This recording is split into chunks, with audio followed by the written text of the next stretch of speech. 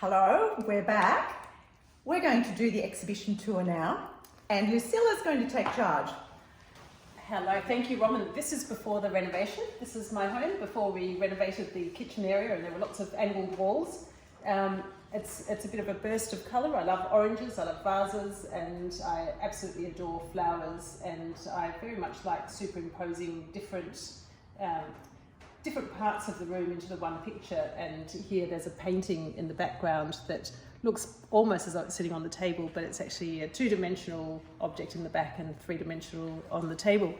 And we've got some beautiful, colourful ceramics in front of the painting. Lisa, do you want to tell us about those? Thanks, Lucila. So these are my Picasso-inspired cubist jugs, which take inspiration from his breaking down forms into planes and shapes and different colours.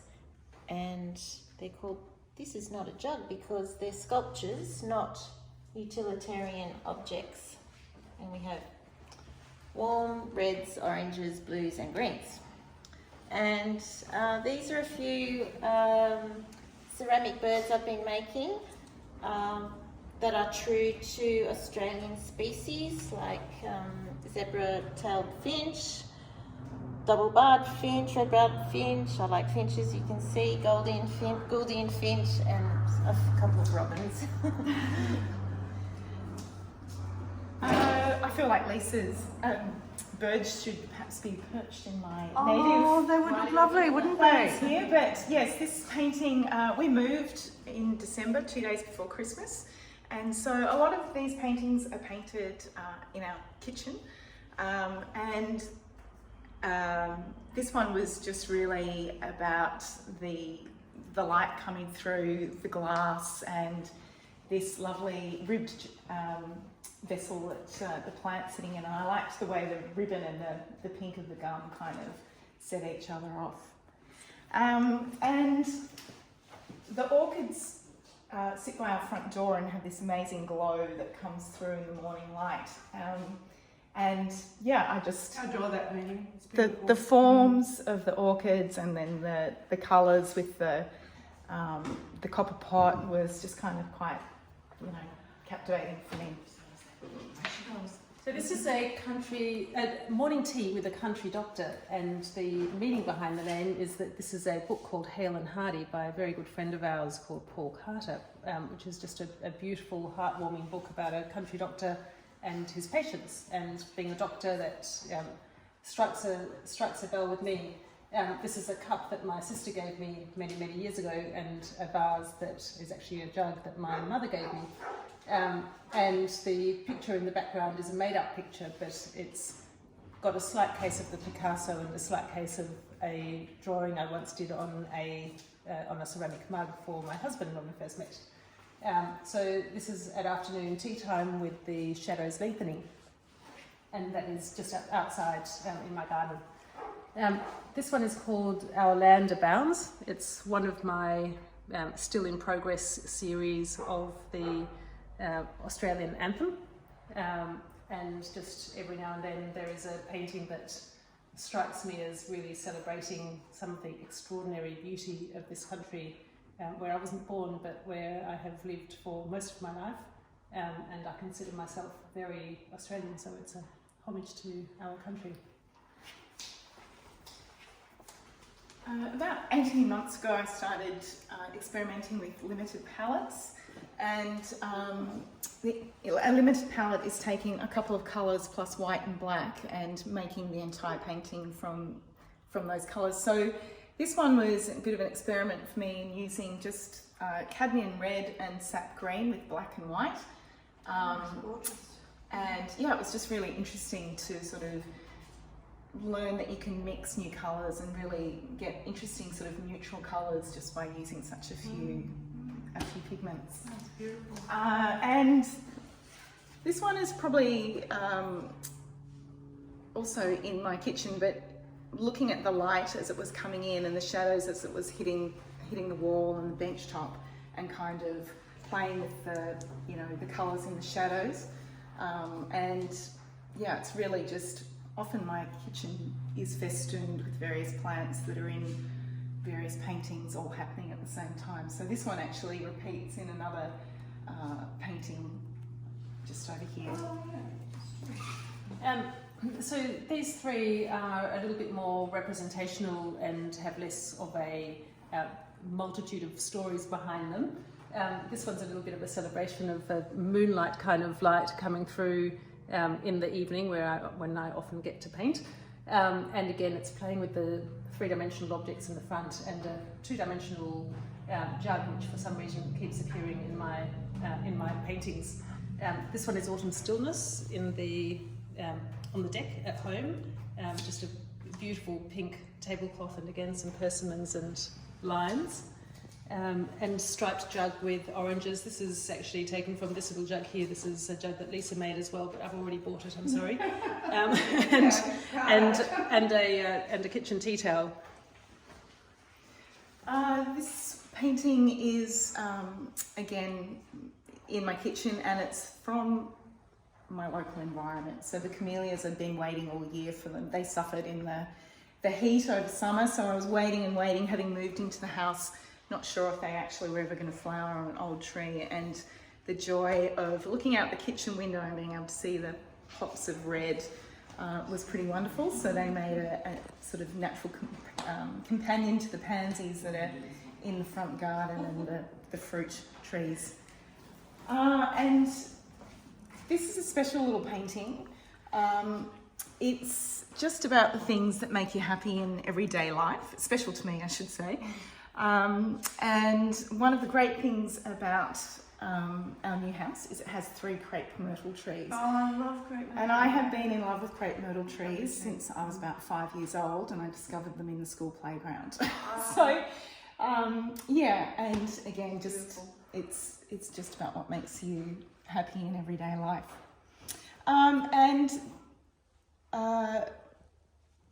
This painting, which features the mulberry trees and the azaleas, kind of, it's sort of about, you know, the bounty that you can find in your local environment, but also harks back to those feelings of childhood, of walking home from school and coming across a mulberry tree and being there with your friends and climbing in the mulberry tree and picking mulberries and getting covered in juice.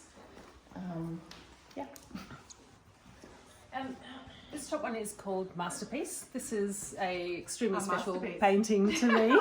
And I find that when I finish a painting, there's often a sense of calm and wonderful sense of completion that is usually preceded by frantic painting.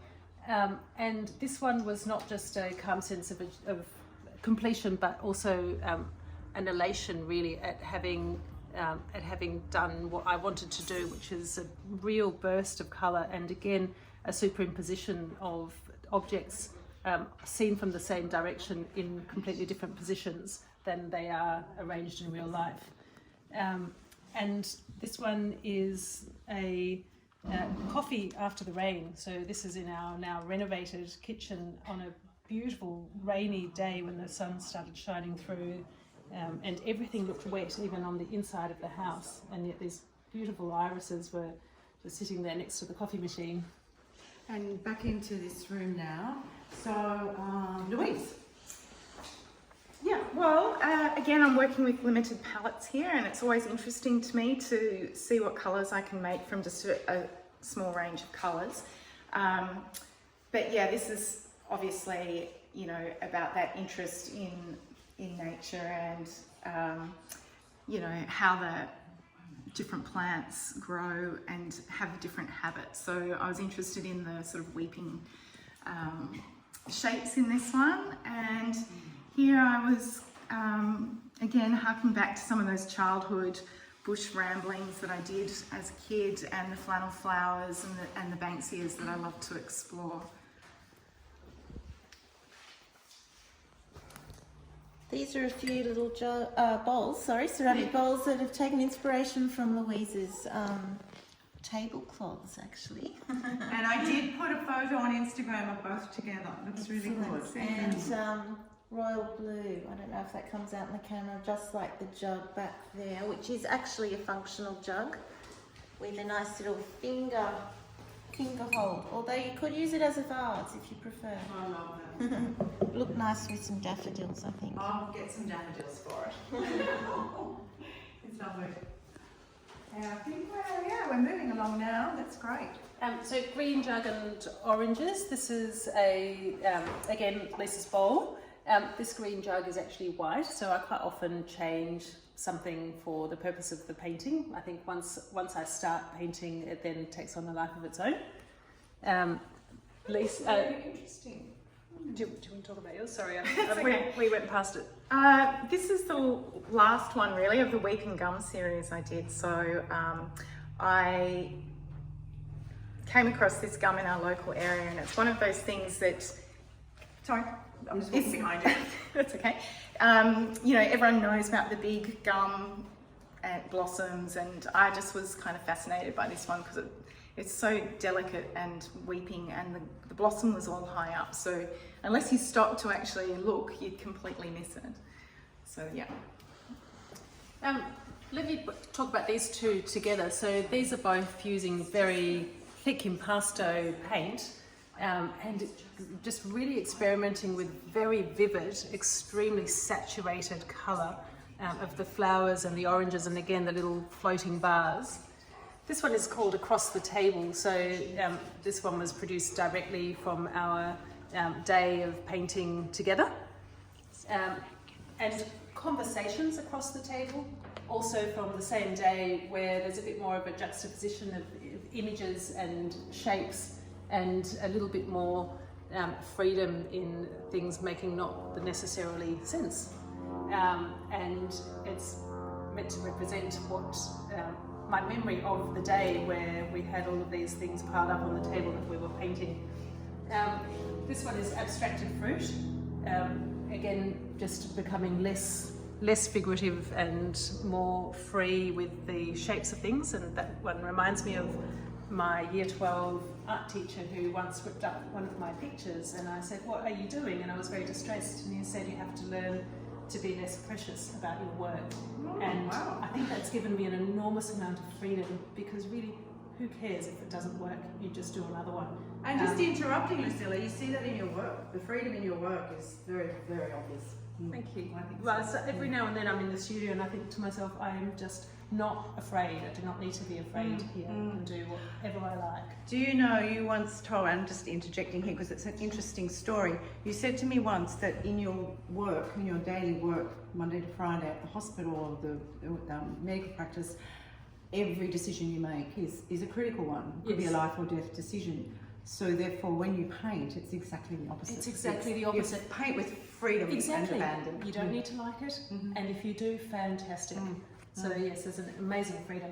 I think we need to move along a bit. These two are more homages to Lisa's bowls, with pears and limes and the signature piece in the exhibition. And lemons.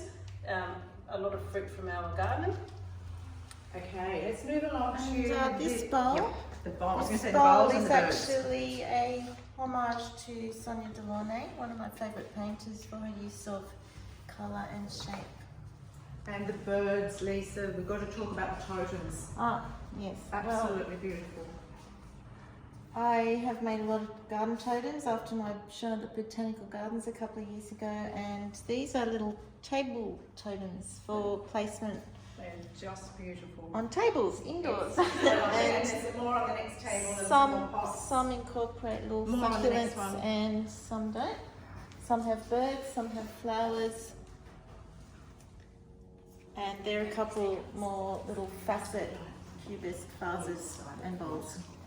And once this vase, again an absolute explosion of colour and thick paint, and the beautiful bright persimmons in, again, Lisa's bowl. And once this vase is a vase that used to belong to my husband's grandmother. That's beautiful. Well, I think we're just about at time. Thank you everyone for watching. Please have a look online, look at the videos, buy some work. Thank you. Thank you. Cheers, we're open, everyone. We're our drinks.